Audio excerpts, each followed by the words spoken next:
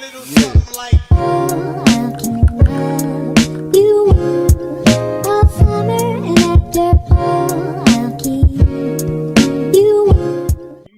talk about this type of stay alive forever. Like it could have just been just this. But I'm going to scoot us a little bit into a discussion of genre. So Shingai is a poet.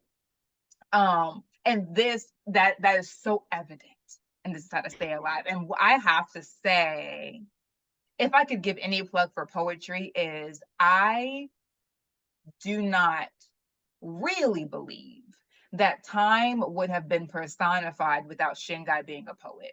Because poetry, like that is one of the fundamental permissions of poetry, is to give voice to everything, give identity to everything, personify everything, and give it drive, right? Like give it something to want. And so time would not have been personified without Shingai being a poet, and I'm grateful for time being personified because we get so much of the philosophy of the book through that. And I guess I would say, did you struggle at all with the arbitrary delineations of genre, like of poetry coming so deeply into the story? Did you just let it fly? Did you find yourself wanting to pull back in some ways to give characters distinct voices, or were you like, nah, poetry can undergird everyone, that's cool? Like how did poetry come in? How thoughtfully was that done? Yeah. Sorry, I live right by a train, so that is what you were hearing in the background. Um, I that's such a good question. Okay, so this comes back to like also reading writers, fiction writers who are poets, because like reading their work allowed me to say, okay, I have permission to do this. One of the biggest ones being August Town by Kai Miller. I keep coming back to it. Kai Miller is both a fiction writer, an essayist. So yeah, more than two things: a fiction writer, an essayist, and a poet. And just a brilliant human being. Like I've watched a bunch of his interviews, and um, I really appreciate the way that he thinks about the world, the way that he thinks about his writing in relationship to the world. Um, and August Town is so bloody poetic. It's really poetic, and it's also there were two things there. He also writes in patois, so like writing the way that your people speak. I think to some degree adds to the poetic voice. Um, where it's like there are intonations and things that you're hearing in your head that you're trying to find a way to get onto the page. Which is you know when you're performing spoken word, it's different because like you can just perform it as you hear it. But now you're like, I really want the readers to hear what I'm hearing as they read it to themselves. Yeah, exactly. Um, and I think for me, that part was honestly really fun. It was really fun. Um, and yeah, because if I'm good at one thing, it's like trying to figure out how words sing together. Like I really like that's the part of writing that I enjoy so deeply. Like even going back to edit for me sometimes is more fun than writing the first draft. Um, I am not as brilliantly fast as Brit is in writing the first draft. But you have so much story, and like I am so in awe of it all the time. But when I do have something to work with, I really do enjoy coming back to it and like thinking about how I can rearrange it and how I can like make it more fun for me. So usually that's my playtime. That's my like, let's see if for this one scene, I'm thinking about one scene. I think Baraka and Yokabi were outside the gym, the basketball court, and like or in the car, just getting out of the car. And I just started describing their sense, like the five senses. I was describing what are they hearing right now? What are they seeing? What are they smelling? Um, what is tactile, what are they touching or being able to feel, and what are they tasting. That didn't really come in, but like I guess words could be something that you taste, which is a gift of poetry, metaphor. And that for me was also, now that I think about it, a way to get past writer's block also when I don't know what comes next. Just being like, okay, how can I mess with this? Um, and do something different to keep it exciting for me. Um, I think that's how crossing over into fiction poetry has been really useful for me. It keeps it playful. Yeah. That is true. I mean, the gifts of poetry are never ending, but yeah, that is definitely one of them.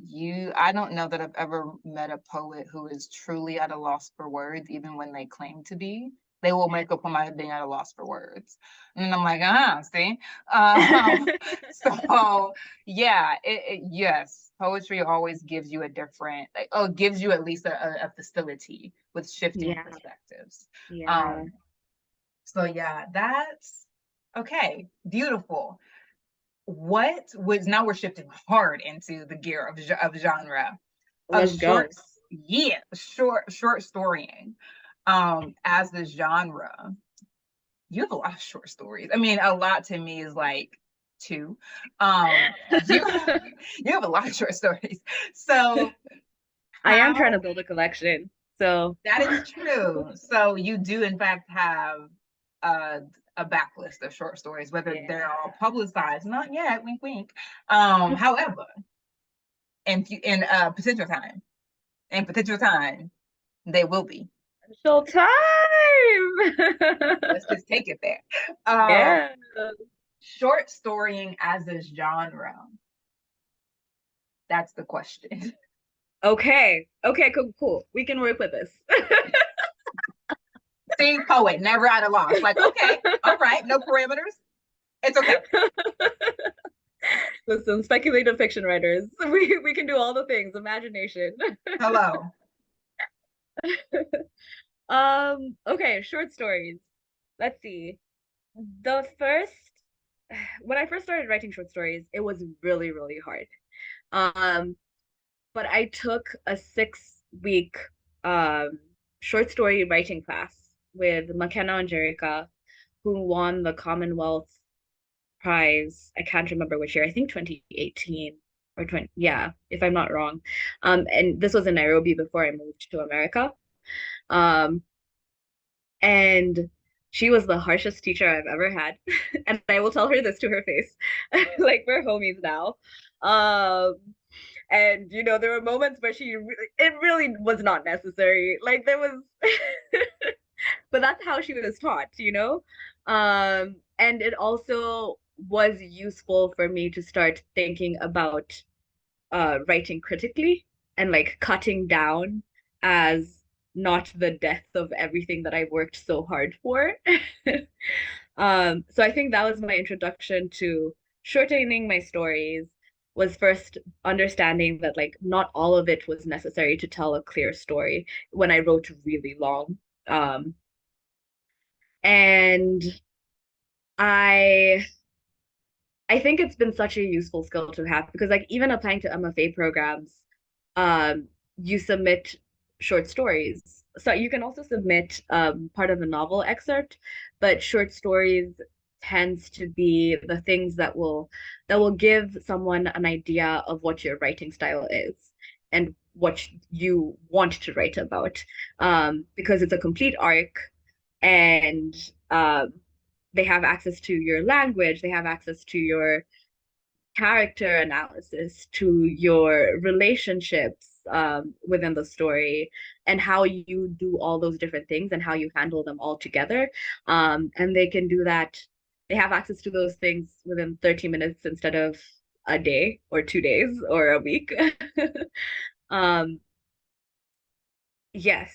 And I think for me, short stories has also been poetry has really helped in being able to write short stories because poetry is about conciseness. It's about like trying to get as much meaning um in as little as possible. And this is not every poet. This is like my understanding of what a lot of poetry is. Because you're not writing a whole novel of poetry. Um, you can. There Right, are, unless you are, yeah, but unless you, but otherwise you're not. If you but are, you are. otherwise But if you're you're not. not, you're not. You know, it's the whole thing for like know the rules so that you can break them. Exactly. Novels in verse do exist, but if you're Yeah. not writing a novel in verse, you're not writing Yeah. a novel. Yeah. Absolutely. Exactly. Exactly. Um, yeah, so I really started enjoying writing short stories um when I realized that I could play around with format and experiment with like how I can use the page to communicate what the content is also communicating, which is what poetry does as well. How can I use space on the page to communicate things? Like the way that I separate my paragraphs, all of that. How can I jump, you know, like short stories have so many different techniques to get like the most story in the shortest amount of time. One of my favorite is time blocking. So having like different segmented headings for different sections. And then you can like go back and forth between two particular points in time, um, which will show you a character as they were and as they are, or as they are and how as they are going to be. And like that's doing so much in such a short amount of space. um, so it's really cool. I think it also unlocks the like the puzzle making part of your brain when it comes to storying in a different way than long form writing does. Um, yeah. And I got so used to it that writing a novel was actually really, really hard for me. Has been really hard. I think it's hard for everyone. You would know, Yes. Britt. I mean, wait. Yeah, I would. What about it? Yeah, I mean, and we've yes. Shay and I have said this several times. It's really important for your team to soar where you are crawling, and it's important for you to be willing to fly somewhere, to fly someone somewhere where they would normally have to walk. Not Yeah. that they will not be walking, but that you can at least show them the view so that they can decide how they want to grow Yeah. their own wings. Like it's really important to have a well-rounded team. And Shingai and I are a good example of that because she is like she said, her brain is very used to short story Yeah. writing. She's good at compressing time in a way that seems very matter of fact and natural. Like, of course, it would be this way. Um, Whereas I am good at we can be in a day for a novel. I and 100%. I believe that Brit will make use of every second of those 24 hours. and it will be packed. Like it won't be like No, you you're will not bored. get bored. So we're good. We're opposite in that way that she can Yeah. compress a year on one page. And I can stretch a day over a Yeah. novel and indeed a few hours over several chapters. So it's that then leads us to like the tips because Shingai is still working with me on my brain, even trying to do the compression thing. Like I'm like a broken accordion. I'm permanently stretched out. But the compression that would be required to make a different kind of melody, I don't have that yet. I really don't. And so Shingai, Yes. what are some tips if you were talking to 100 Brits in a room who were like, short stories, we hate you. What is a way that Yeah. writers who are more used to long form might approach Mm, short story? mm. That's a good question. Um, I think one of the things is having having something specific that you are trying to get across. Um, like a lot of my short stories start with ideas. For some people, their stories start with characters, which is also another way of thinking about it. Yes. Um, but if you're thinking about a character, I think if you're just starting out writing short stories and character is the first thing that comes to you, then think about what the starting point of your character is and what the ending point of your character is. And have those two things before you start the story. Um, and then and then build the I would say maybe build like 4 points to get them from where they are to where they're going to be, and then write around those things. Yeah, yeah. I think that would be one of the pieces of advice I would have. I think avoid world building in short stories because that takes up a lot of space. I think if you're going to do world building, come back to it in the editing, like grow out the world in the editing. Um, but focusing on character, idea, or like an event, a central event that's happening. Like short stories can also be built around an event. That's also a great way to do a short story because it's just one single event. So you're just building the before, during, and after. Um, or you can, and that's the thing with short stories. It's not even about like the story itself, it's about how you tell it. Because you could have the event, and instead of doing the before, during, and after, you write all from the after and then go back to the before from the after, right? Like you can think about how you can expand into the past from where you are.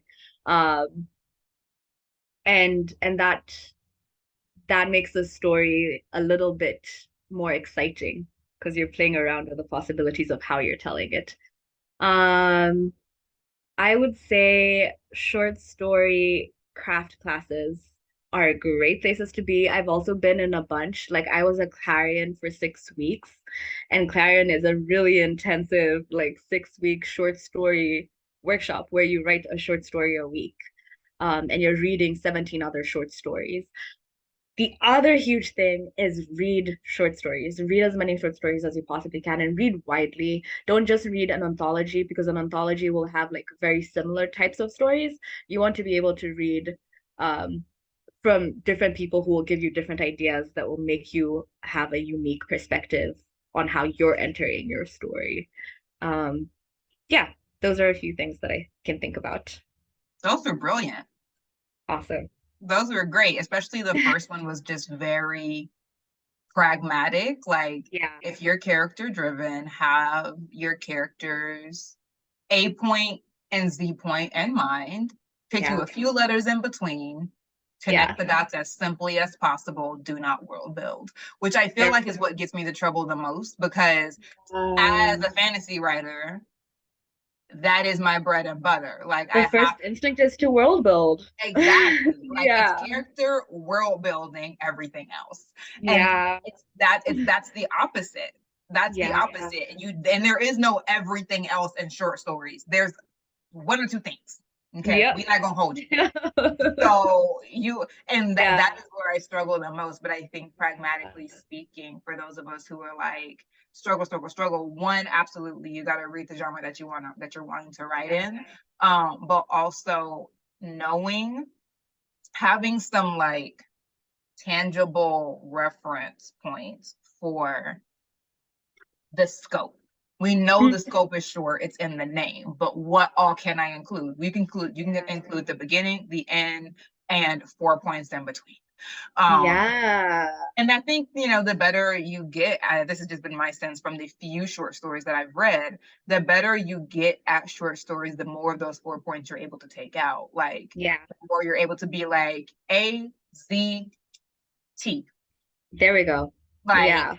Yeah.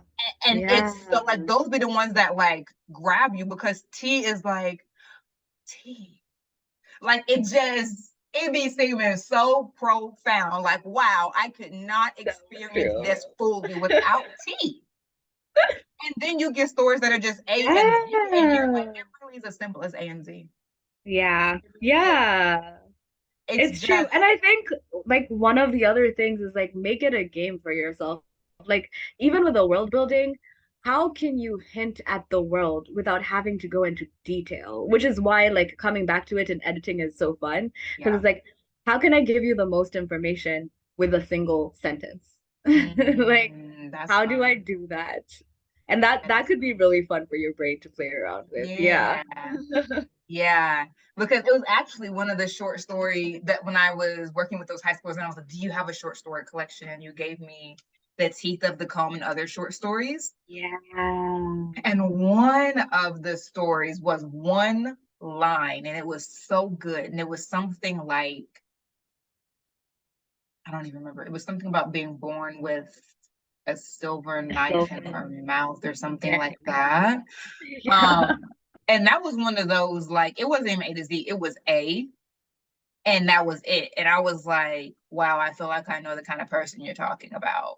Or at least I've like read about I her. have it here. What is it? Are you at the thingy? It's very Yes, early on it. he was born with a silver knife in his mouth, and he was its first victim.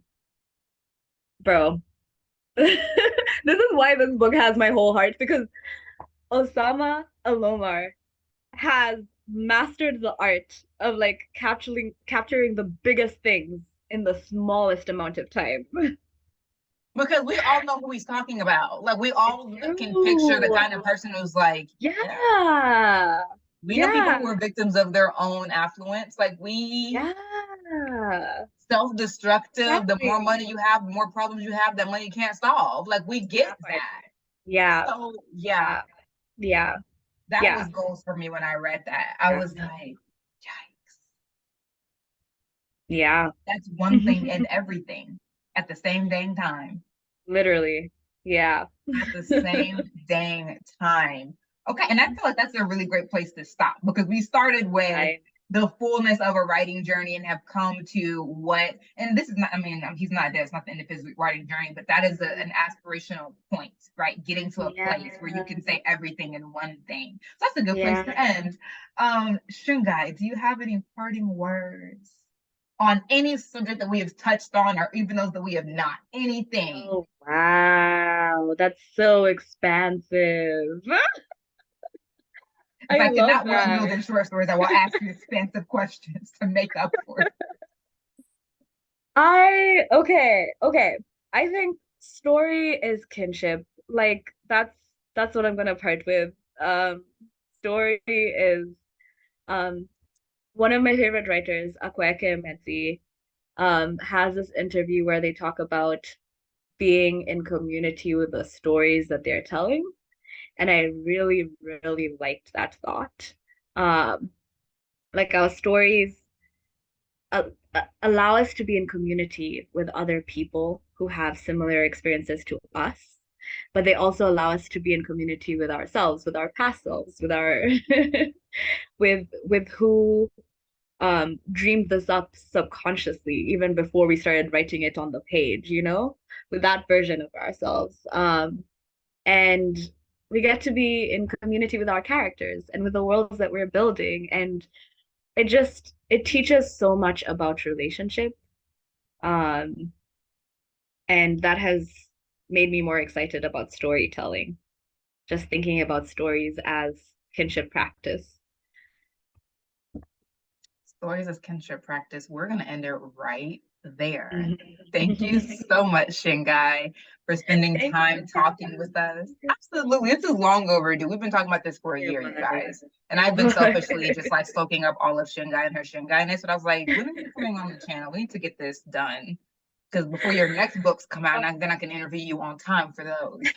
Um, yeah, like this book is its own kind of masterclass in every way, from different ways of being published to different ways of writing, to from two different voices to spotlight when you're writing a story. Like, this book is a superb example of writing full stop, short storying specifically. So if you have not read it, This Is How to Stay Alive,